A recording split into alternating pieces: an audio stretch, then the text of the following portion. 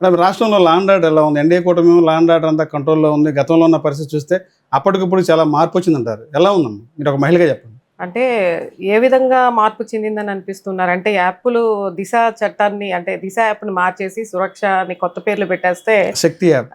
శక్తి app అనేది పేర్లు మార్చి పెట్టేస్తే సరిపోతుందా? అంటే మహిళలకి ఇప్పుడు రోజు తరచుగానే చూస్తూనే ఉన్నాం మనం. మహిళల మీద ఏ విధంగా దాడి చేస్తున్నారు? ఏ విధంగా బాలికల పైన అత్యాచారాలు చేస్తున్నారు? అదేవిధంగా హత్యలు ఏ విధంగా జరుగుతాయనేది ఫ్రీక్వెంట్‌గా మనం రోజు ఏదో ఒక ప్రాంతంలో, ఏదో ఒక మూలలో మనం చూస్తూనే ఉన్నాం.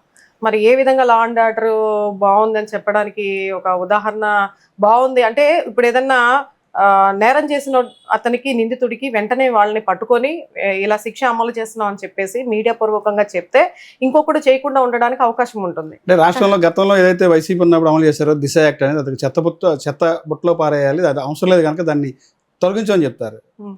దానిలో భాగంగా ఈరోజు శక్తి యాప్ తీసుకొచ్చారు గవర్నమెంట్. నేను అదే చెప్తున్నానండి. ఇప్పుడు యాప్‌లు మార్చేసినంత మాత్రాన ప్రభుత్వం అంటే ఈ కూటమి ప్రభుత్వంలో మహిళలకి రక్షణ, భద్రత వస్తుందని అనుకోవటం ఎట్లా అది అని అంటున్నా.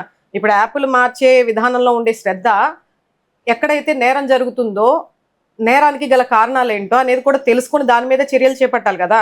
ఇప్పుడు ఒక నేరం జరిగినప్పుడు దాన్ని వెంటనే స్పందించడానికి మటికి మీడియా ముందుకొచ్చేసి వెంటనే రెస్పాండ్ అయ్యేసి మేము ఇక్కడ చర్యలు తీసుకుంటున్నాము. సత్వరమే నిందితుడిని పట్టుకుంటాము అని చెప్పేసి హోమ్ మినిస్టర్ గారు అనిత గారు అయితే వస్తున్నారు, చెప్తున్నారు. కానీ దాని తర్వాత ఏం జరుగుతుంది?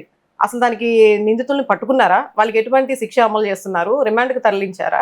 అనేది కూడా చూపించాలి గదా! మీడియా పూర్వకంగా. అంటే ఏదో వాళ్ళు పబ్లిసిటీ కోసం వచ్చేసేసి వచ్చారా? రాలేదా? అనే నామకే వాస్తులాగా ప్రజల ముందుకొచ్చేసి ఏదో చేసేస్తాం, భరోసా ఇస్తాం అంటే అవ్వదు కదా అది.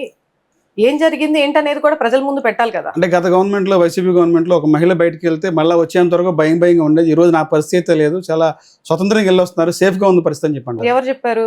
మహిళ చెప్పారా? హోంమంత్రి అనిత గారు చెప్తున్నారు. ఆవిడొక్కడ అదని అంటుంది. ఇప్పుడు ఆవిడొచ్చేసి మీడియా ముందుకొచ్చేసి నేను చర్యలు చేపడుతున్నాను అంటున్నారు తప్ప, ఇప్పుడు ప్రభుత్వంలో ఉన్నటువంటి మహిళలు చెప్పాలి. ఇప్పుడు ఈ యాప్‌ని అంతకుముందు వైఎస్ఆర్‌సీపీ ప్రభుత్వం ఉన్నప్పుడు పోలీసులందరూ కూడా రోడ్డు మీద ఉండి మగవాళ్ళ చేత కూడా యాప్‌ని డౌన్‌లోడ్ చేయించుకోవడం అని చెప్పేసి చేశారు. చేయించుకుంటున్నారని చెప్పి దాని మీద కూడా చాలా ఆరోపణలుగా మాట్లాడటం జరిగింది. కానీ మీరు ఈరోజు మరి శక్తి యాప్‌ని ఆ విధంగానే చేస్తున్నారు కదా! తప్పుడు ప్రచారాలని ప్రజల దృష్టికి తీసుకెళ్తున్నారు. రకరకాలుగా చేస్తున్నారు. అంతే తప్ప మహిళలకి రక్షణ, భద్రత ఉందనేది ఒక మహిళగా వచ్చి ఎవరైనా చెప్పాలి. ఈ ప్రభుత్వంలో మాకు బావుంది. మాకు న్యాయం జరిగింది. మా మా అంటే ఆడపిల్లలకి చాలామంది అన్యాయం జరిగింది. చాలామంది చనిపోయారు. వాళ్ళపైన అత్యాచారాలకు గురైనారు. వాళ్ళ కుటుంబ సభ్యులకు చెప్పాలి. మాకు న్యాయం జరిగింది. ఇదిగో ఈ ప్రభుత్వం వచ్చిన తర్వాత సత్వరమైన నిందితుడిని పట్టుకున్నాడు. ఇలాంటి శిక్ష వేశారని చెప్పేసి కనీసం దానికి సంబంధించిన కుటుంబ సభ్యులన్నా ముందుకొచ్చి చెప్పాలి కదా! చాలా మంది ఇప్పుడు ఏం చేస్తున్నారు? ఈ ప్రభుత్వం నుంచి న్యాయం జరగట్లేదని చెప్పి మళ్ళీ వైఎస్ఆర్‌సీపీ ప్రభుత్వానికి సంబంధించిన లోకల్‌గా ఉండే పెద్దల్ని ఆశ్రయిస్తూ ఉన్నారు. అది.